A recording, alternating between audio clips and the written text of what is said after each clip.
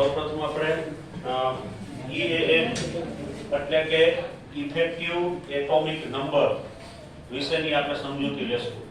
સૌર સંયોજનોના EAN ની ગણતરી કઈ રીતે થાય? તો EAN ગણતરી કરવા માટે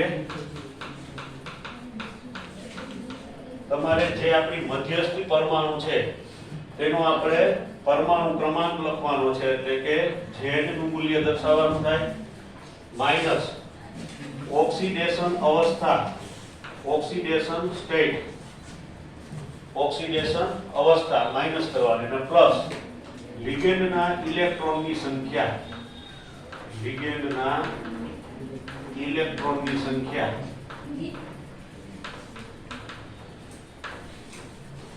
કુલ ઇલેક્ટ્રોનની સંખ્યા દર્શાવવાની, લિગેન્ડ જે ઇલેક્ટ્રોન દાન કરે છે તેની સંખ્યા.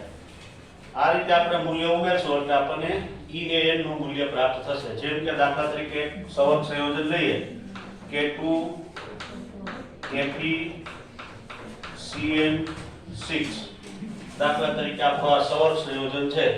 આનો આપણે EAN ની ગણતરી કરવી છે તો ઉપર દર્શાવેલા સૂત્ર પ્રમાણે આપણે મૂલ્ય મૂકીએ તો સૌપ્રથમ આપણે આપણી મધ્યસ્થી પરમાણુનો પરમાણુ ક્રમાંક દર્શાવવાનો છે. તો મધ્યસ્થી પરમાણુ છે Fe, તો Fe નો પરમાણુ ક્રમાંક એટલે 26 માઈનસ ઓક્સિડેશન અવસ્થા, તો ઓક્સિડેશન અવસ્થાની ગણતરી કરીએ તો પોટેશિયમ +1 એને ગુણ્યા 2 એટલે +2, સાયનાઇડો -1 એને ગુણ્યા 6 એટલે -6, +2 -6 તો -4. તો પછી આના પર કેટલી ઓક્સિડેશન અવસ્થા હોવી જોઈએ? તો કે +2. કેટલી ઓક્સિડેશન અવસ્થા હોવી જોઈએ? +2. તો Fe ની ઓક્સિડેશન અવસ્થા અહીં આગળ છે +2. તો હવે આપણે અહીંયા ઓક્સિડેશન અવસ્થા દર્શાવી દીધી. કુલ ઇલેક્ટ્રોનની સંખ્યા તો સવર્ગામાં અહીંયા 6 છે, એટલે કે 6 લિગેન્ડ, એક દંતીય લિગેન્ડ છે સાયનાઇડો, તો 6 લિગેન્ડ હોવાથી એક લિગેન્ડ ઇલેક્ટ્રોન યુગ્મનું દાન કરે, તો 6 લિગેન્ડ ઇલેક્ટ્રોનનું દાન કરે તો ઇલેક્ટ્રોનની સંખ્યા થઈ જાય 12, તો +12. હવે ગણતરી કરી નાખીએ તો 26 માંથી 2 બાદ થાય એટલે 24, 24 ને 12 36. તો આ EAN નું મૂલ્ય કેટલું આવે છે? 36.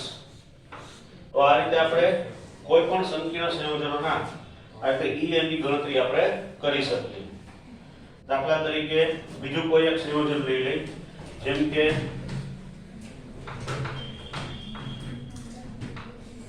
આપણે લઈ લઈએ CrCN6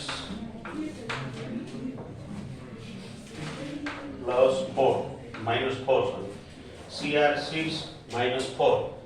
હવે આનો આપણે EAN ની ગણતરી કરીએ તો શું થશે? તો કે ક્રોમિયમ પરમાણુ ક્રમાંક તો કે 24 માઈનસ ઓક્સિડેશન અવસ્થા લેશું તો -1 એને ગુણ્યા છે એટલે -6, પેલી બાજુ જશે તો +6 ને -4 એટલે +2. ઇલેક્ટ્રોનની આપણે ગણતરી કરીએ તો એક દંતીય લિગેન્ડ છે સાયનાઇડો, 6 લિગેન્ડ છે, 6 ગુણ્યા 2 એટલે 12, તો 12. તો અહીંયા 24 માંથી બચે તો 22, 22 ને 12 34. તો EAN નંબર થશે 34.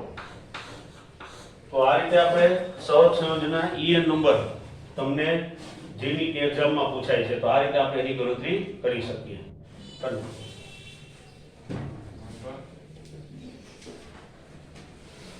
હવે આપણે જોશું ઓર્ગેનો મેટાલિક સંયોજનો. ધાતુ અને કાર્બન વચ્ચે બંધ ધરાવતા સંયોજનો, જેને ધાતકાર્બીય સંયોજનો પણ કહેવામાં આવે છે. ઓર્ગેનો મેટાલિક સંયોજનો, કાર્બધાત્મીય સંયોજન.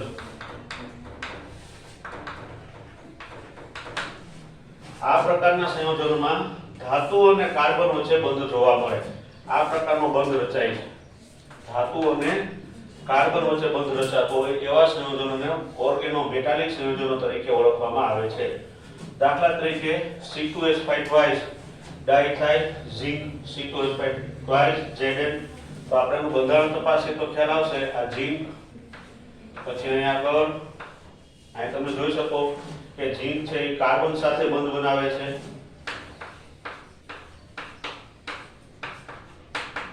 સંયોજનનું બંધારણ દર્શાવીએ તો આ રીતે બનશે.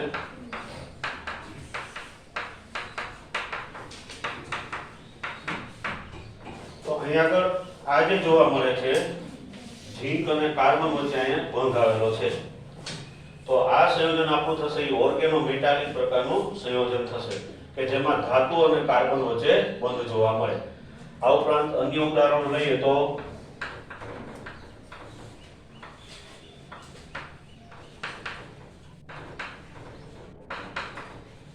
જ્યાં આગળ M બરાબર આર્સેનિક અથવા તો એલ્યુમિનિયમ છે. જો આપણે આર્સેનિક દર્શાવ્યું તો આનું નામ થશે ટ્રાઇમિથાઇલ આર્સી, ટ્રાઇમિથાઇલ આરસી.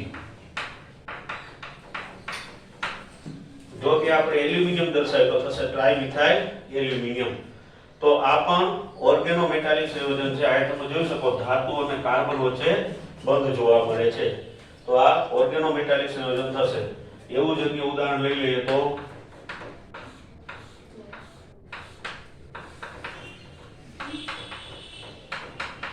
ટેટ્રામિથાઇલ T, ટેટ્રામિથાઇલ T. અહીંયા આગળ M બરાબર Sn પણ હોઈ શકે, Si પણ હોઈ શકે. જો સિલિકોન હશે તો થશે ટેટ્રામિથાઇલ સિલેટ, આવા નામથી ઓળખવામાં આવે. તો આ પણ ઓર્ગેનોમેટાલિક સંયોજન છે. જોઈ શકે આપણે ધાતુ અને કાર્બન વચ્ચે બંધ આવેલો છે, તો આ પણ ઓર્ગેનોમેટાલિક સંયોજન છે. આ બધા સંયોજનો એવા છે કે જેમાં ધાતુ અને કાર્બન વચ્ચે બંધ બને છે પરંતુ પાઈ બંધ નથી. અમુક ઓર્ગેનોમેટાલિક સંયોજનો એવા છે કે જે પાઈ બંધ પણ ધરાવતા હોય. તો હવે આપણે પાઈ બંધ ધરાવતા ઓર્ગેનોમેટાલિક સંયોજનો લઈ લઈએ.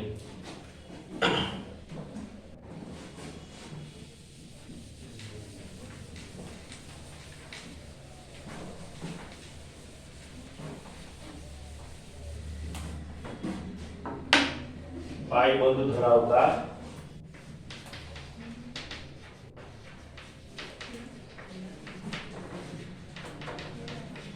ઓર્ગેનોમેટાલિક.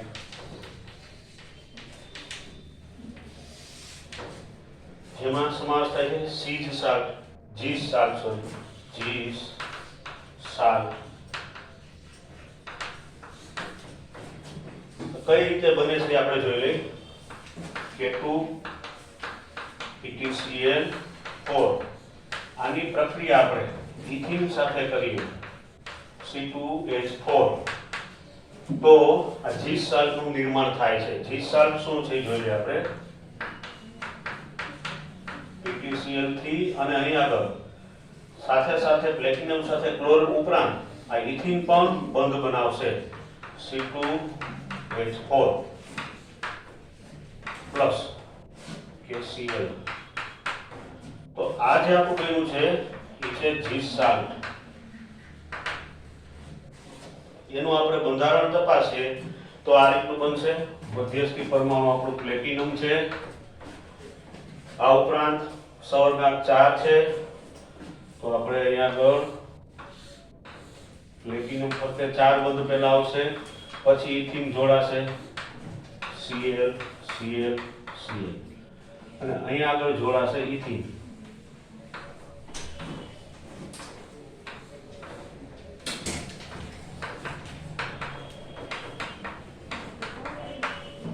આ છે જીસ સાલ્ટ.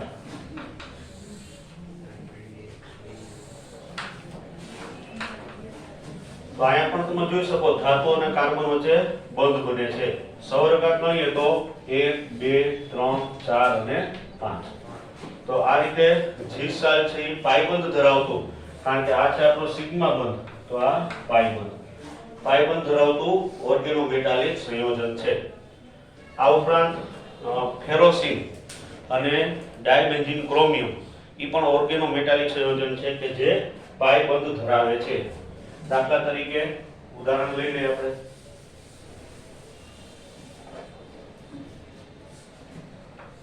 ફેરોસિન નું બંધારણ આ પ્રકારનું છે.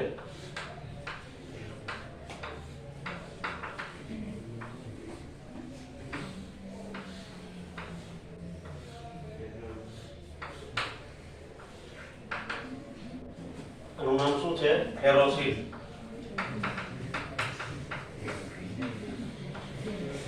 આ સેન્ડવિચ મોડેલ તરીકે પણ ઓળખાય છે. કારણ કે અહીંયા Fe છે તો એની એ ઉપરની બાજુ અને નીચેની બાજુ તમે જોઈ શકો ચક્રીય સંયોજન આવેલું છે, બરોબર? 5 કાર્બન ધરાવતું ચક્રીય સંયોજન આવેલું છે. તો આ પણ પાઇ બંધ ધરાવતું સંયોજન થયું. તો હવે આ જે ફેરોસીન છે એ ફેરોસીનમાં આપણે જોઈએ તો જો En ની ગણતરી કરીએ તો પરમાણુ ક્રમાંક 26, પછી -2 વીજભાર છે એટલે ઓક્સિડેશન અવસ્થા +2 થાય, +2. ઇલેક્ટ્રોનની સંખ્યા આ 5 કાર્બન વાળું ચક્ર છે તો 5 × 5 10 ને 2 12 ઇલેક્ટ્રોન થશે, સોરી માઈનસ. તો 26 માંથી 2 જાય તો 24, 24 ને 12 36. તો En નંબર કેટલો થાય? 36. આ યાદ રાખજો, તમને પૂછી શકાય.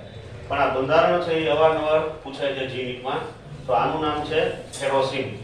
આ ઉપરાંત અન્ય ઉદાહરણ લઈ લઈએ તો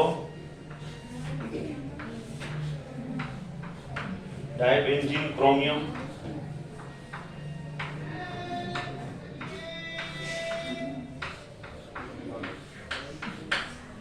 આ છે ડાયબેન્ઝીન ક્રોમિયમ.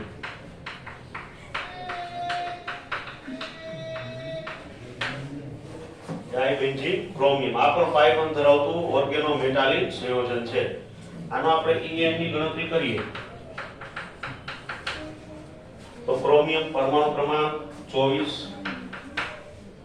ઓક્સિડેશન અવસ્થા ક્રોમિયમની તો કે તટસ્થ છે ફરતે બેન્ઝીનનું ચક્ર આવેલું છે એટલે 0, પ્લસ ઇલેક્ટ્રોનની સંખ્યા 6 ને 6 12 તો 36. En નંબર આનો પણ કેટલો આવે છે? 36. તો આ બંધારણ તમારે યાદ રાખવાના છે, પૂછાય છે. આ બધા પાયબંધ ધરાવતા ઓર્ગેનોમેટાલિક સંયોજનો છે.